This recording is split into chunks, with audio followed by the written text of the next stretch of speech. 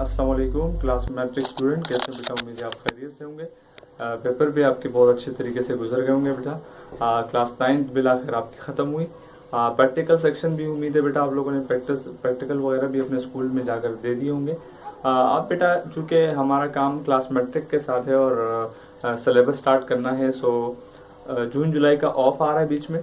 कोशिश करेंगे कि जून जुलाई के अंदर आपका टाइम ज़ाया ना हो, आप तक सिलेबस पहुंचाते रहें तो हम आप तक क्लास मैट्रिक का जो मैथ का सिलेबस है वो इंशाल्लाह कंटिन्यू कर रहे हैं आज से और ऑनवर्ड लेके चलेंगे। ठीक है बेटा। सो ज़्यादा टाइम वेस्ट नहीं करेंगे, बातें साथ साथ होती रहेगी, इसीलिए ताकि वीडियो ज़्यादा लंबी ना हो और आप लोग बोर ना हो, इसीलिए स्टार्ट करते हैं बेटा। सो आपके पास बेटा क्लास मैट्रिक की जो बुक है वो कुछ इस तरह की है, इसकी व्यू देख ले बेटा आप। ये क्लास मैट्रिक की बुक है मैथ की, और ऑनवर्ड आपने 9 क्लास के अंदर जो चैप्टर बेटा पढ़े थे वो आपके चैप्टर नंबर 1 से लेकर 16 तक थे। लिहाजा ये जो स्टार्ट हो रहे हैं चैप्टर नंबर 17, 18, 19, 20 और ऑनवर्ड 30 तक इसके चैप्टर हैं। ठीक है। सो इसका पहला जो चैप्टर है वो हमारे पास 17 है, and that is set and functions. Set and functions. So set भी प्लूरल है, यानी बहुत सारे सेट्स की बात कर रहे हैं आप, फंक्शंस भी बहुत सारे, इसलिए इसके बारे में भी बहुत सारी आप बात कर रहे हैं। ठीक हो गया बेटा। सो ये बुक आप खरीद लेंगे बेटा, आप कहीं भी करीबी बुक स्टॉल पर जाकर इसको परचेज कर लेंगे। इसकी लास्ट ईयर जो प्राइस थी वो 415 थी, 415 रुपये थी, और आप जो भी होगी बेटा आप इसको परचेज कर लेंगे। ठीक है। अच्छा बेटे, सो जो सिलेबस मैं यहाँ पर स्टार्ट कर रहा हूँ वो आप फेयर कर सकते हैं मेरे साथ साथ, इसीलिए टू द पॉइंट जो पॉइंट होंगे जो कि आपको क्लास के अंदर पढ़ाए जाएंगे वही सारे टॉपिक मैं यहाँ पर डिस्कस करूंगा। तो आप चाहे तो फेयर काम मेरे साथ साथ कंटिन्यू कर सकते हैं और कर सकते हैं। ठीक है बेटा। सो यहाँ पर जो हमारा चैप्टर नंबर 17 है, ये सेट एंड फंक्शन दो हिस्सों पर मुश्तमिल है। इसका पहला पार्ट जो है वो सेट है और इसका दूसरा पार्ट फंक्शन है। सो इसके पहले पार्ट के अंदर जो सेट है, now today we are discussing about this part 1। ठीक है। पार्ट 1 जब तक खत्म नहीं होगा 17.1, 17.2, 17.3 और 4 तक आई थिंक जो है वो आपके पास सेट का पूरा सिलेबस चलेगा, और उसके आगे ऑनवर्ड जो 17.5 है वो फंक्शन पे, लिहाजा वो सिलेबस के साथ साथ बातें होती रहेंगी। लेट्स स्टार्ट इट बेटा। हमारे पास जो पहला हमारा टारगेट है that is set. What is set? छोटी क्लास में आपने इसकी डेफिनेशन पढ़ी होगी, वंस अगेन रिवाइज कर रहे हैं बेटा। Set is a well defined collection of distinct object and it is denoted by capital letters such as A, B, C, etc. ठीक है बेटा। सेट एक से ज्यादा चीजों का मजमुआ होता है, वो एक जैसी चीजों का मजमुआ। सेट एक जैसी चीजों का मजमुआ होता है, इतना सा याद रखना है आपने। सिंपली याद, कभी आपसे कोई पूछ ले तो सेट क्या होता है, कोई आपसे पूछ ले तो आपने बताना है कि सेट जो है वो एक जैसी चीजों का मजमुआ होता है, यानी बहुत सारी चीजों एक जैसी जो हो उनको मिलाकर सेट बनाया जाता है। ठीक है बेटा। आपके घर वगैरह में भी इस्तेमाल करते हैं आप लोग। अच्छा, वेल डिफाइंड का मतलब क्या? इस टोटली डेफिनेशन के अंदर दो वर्ड है, एक है वेल डिफाइंड और एक है डिस्टिंक्ट। ये दो वर्ड आपके पास है बेटा जिसको समझना है आपने। अगर ये समझ में आ गया तो सेट की डेफिनेशन आपको समझ में आ जाएगी, और कभी भी आप सेट को रॉन्ग और जो सही स्टेटमेंट है उसको पहचानने में इजीली आप गलती नहीं करेंगे। सो वेल डिफाइंड का मतलब बेटा क्या होता है? इन शॉर्ट अगर मैं इसकी वर्बली मीनिंग बताऊं तो उसका मतलब होता है तरतीब देना। ठीक है बेटा। सो तरतीब देने का मतलब है कि आप क्या, जो आपके पास जो सेट के अंदर जो भी चीजें होंगी उन सबको तरतीब से आप लिखेंगे। ठीक है बेटा। तो ये हमारे पास जो है मैं आपको बता देता हूँ डिस्टिंक्ट क्या है। डिस्टिंक्ट का मतलब जो है वो है अलग अलग या जुदा जुदा, यानी किसी चीज के अंदर जब आप जिसको सेट के अंदर हम बात कर रहे हो तो वहां पर एक ही चीज के बारे में डिस्कशन होगी। अगर उस सेट के अंदर हमारे पास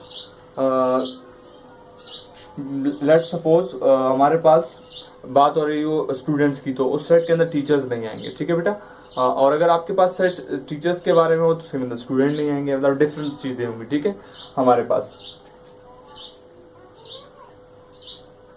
यहाँ पर हमारे पास जो सेट है इसके अंदर जो भी ये नंबर आपको नजर आते हैं A, B, C, 1, 2, 3, ये हमारे पास कहलाते हैं एलिमेंट्स।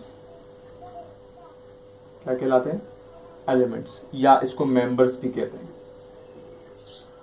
सेट के एलिमेंट्स या मेंबर्स। ठीक है बेटा। 1, 2, 3 ये जो भी इसके अंदर आपके पास मौजूद नजर आ रहा है वो एलिमेंट्स या मेंबर्स कहलाते हैं। ठीक हो गया बेटा। सो हमारे पास जो मैंने सेट को डिफाइन करने के लिए 3 एग्जांपल्स लिखी है, बिल्कुल सिमिलरली इसी तरह आपने लिखनी है। सेट ए जो हमने दिया है वो है A, B, C, 1, 2, 3, यानी सेट के अंदर आपके पास A, B, C भी है और 1, 2, 3 भी है। मैंने कहा सेट के बारे में, सेट जब भी होगा उसमें किसी एक चीज़ के बारे में डिस्कशन होगी, and this time we are discussing about two things, alphabets and counting. So हमारे पास दो चीज़ें आ गई हैं। वेल डिफाइंड का मतलब तरतीब, अगर तरतीब के लिहाज से देखें तो ये ए बी सी भी तरतीब से, 1 2 3 भी तरतीब से, तरतीब सही है। बट अगर हम डिस्टिंक्ट के हिसाब से देखें, यानी अलग अलग चीज़ों के बारे में बात होनी चाहिए, यहाँ दो है, इसका मतलब है कि प्रॉपर्टी नंबर 1 वेल डिफाइंड तो ये है लेकिन डिस्टिंक्ट ये नहीं है। और याद रखिएगा, अगर तो कभी भी वेल डिफाइंड और डिस्टिंक्ट में से कोई एक भी नहीं हुआ तो वो सेट भी नहीं हो। ठीक हो गया बेटा? और आइडेंटिफिकेशन आपने कर ली कि इसके अंदर वेल डिफाइंड डिस्टिंक्ट है कि नहीं है। तो जैसे मैंने आपको बताया कि अगर तीनों प्रॉपर्टी, दो प्रॉपर्टीज में से कोई एक भी एग्जिस्ट ना करे तो वो सेट ही नहीं होगा। Let's move on the set 2। Set 2 हमारे पास जो है इसके अंदर है 2, 0, 9। क्या तरतीब है इसके अंदर? क्या नंबर की तरतीब है? 1 से लेकर 1 जितने भी नंबर है, नहीं, यहाँ तरतीब नहीं है। इसका मतलब it is not well defined. अगर हम डिस्टिंक्ट के हिसाब से देखें, यहाँ सिर्फ ओनली नंबर्स ही है, नंबर्स, ABC नहीं है, कोई और चीज नहीं है, इसका मतलब डिस्टिंक्ट तो है। तो अगर इन दोनों में से कोई एक भी नहीं है तो वो सेट भी नहीं, क्योंकि वेल डिफाइंड नहीं है, इसलिए सेट भी नहीं। Let's move on the third set. C set है, उसके अंदर मैंने एलिमेंट्स है AEIOU। किस चीज का सेट है? वॉवेल्स का सेट। तो ये वॉवेल्स का चूंकि सेट है, क्या ये तरतीब है इसके अंदर? ए के बाद ही ई आता है, ई के बाद ही आई के बाद ही ओ के बाद यू। इसका मतलब it is well defined. Well defined तो ये है। क्या डिस्टिंक्ट है? यस ऑफ कोर्स, क्योंकि यहाँ सिर्फ अल्फाबेट्स की बात हो रही है। इसका मतलब है डिस्टिंक्ट भी है। जब ये वेल डिफाइंड भी है, डिस्टिंक्ट भी, इसका मतलब ये सेट भी है। आपको उम्मीद है बात समझ में आ गई होगी कि वेल डिफाइंड की और डिस्टिंक्ट की आइडेंटिफिकेशन कैसे करनी।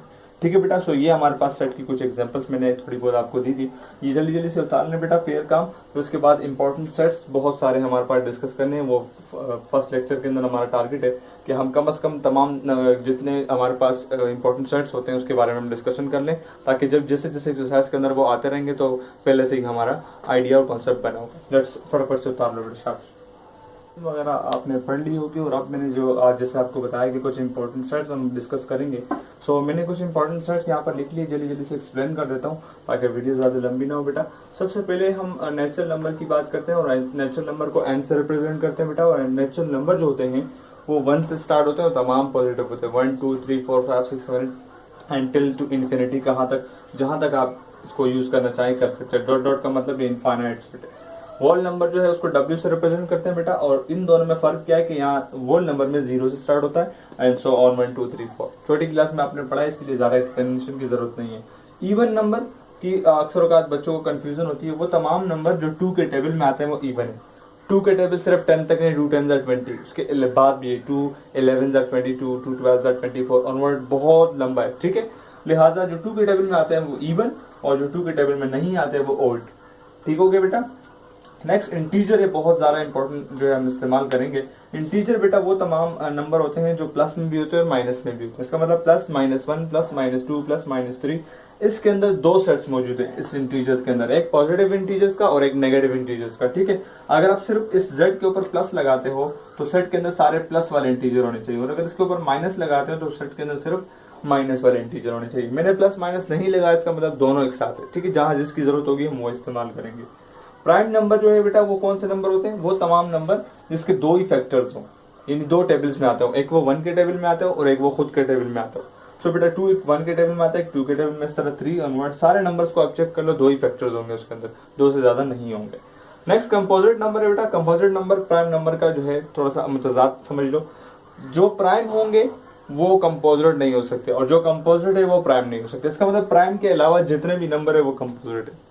ठीक हो गया बेटा? नेक्स्ट हमारे पास रेशनल इरेशनल, जो कि आपने बेटा पिछली क्लास में 9 क्लास के अंदर चैप्टर नंबर 1 के अंदर पढ़ ली थी बेटा, लेकिन फिर भी एक थ्रू द सेट कॉन्सेप्ट आपको दे दूं कि रेशनल नंबर जिसको क्यू से जाहिर करते हैं और ये P/Q की शक्ल में होता है। ये इसको सेट में लिखने का तरीका है, जिसे सेट को लिखने के तरीके हैं 3, वो मैं नेक्स्ट लेक्चर में इंशाल्लाह आपसे डिस्कस करूंगा। उसके बाद इरेशनल जिसको क्यू डैश से जाहिर करते हैं और वो P/Q की शक्ल में नहीं होते, या फिर उनमें जो P और Q होता है वो इंटीजर नहीं होते उसके अलावा। ठीक हो गया?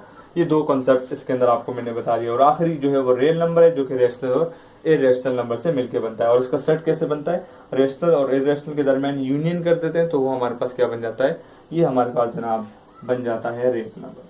ठीक है बेटा, सो ये कुछ इंपॉर्टेंट स्टेप्स थे जिससे आपको उम्मीद है थोड़ा सा कॉन्सेप्ट आ गया होगा। और अब नेक्स्ट टाइम जब हम लेक्चर स्टार्ट करेंगे बेटा, सो वो हमारे पास तफसीली गुफ्तगू होगी हमारी सेट की टाइप्स के ऊपर और मुख्तलिफ बाकी जितने भी रूल्स रेगुलेशन है वो हम पढ़ेंगे बेटा।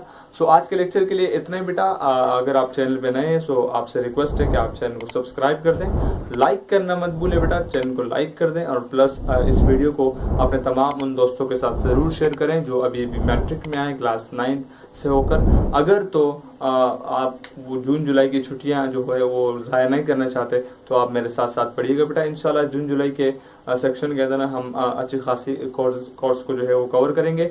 इसी चैनल पर इंशाल्लाह फिजिक्स भी स्टार्ट करेंगे आपको पढ़ाना, लेकिन उसके लिए थोड़ा सा वक्त लगेगा। पहले मैथ्स का 2-3 चैप्टर पढ़ लें हम लोग, फिर इंशाल्लाह इसी जून जुलाई के अंदर हम आपको फिजिक्स भी प्रोवाइड करेंगे और आपको पढ़ाएंगे। ठीक है बेटा, सो मिलते हैं इंशाल्लाह नेक्स्ट लेक्चर के अंदर। तब तक के लिए मुझे इजाज़त दीजिए।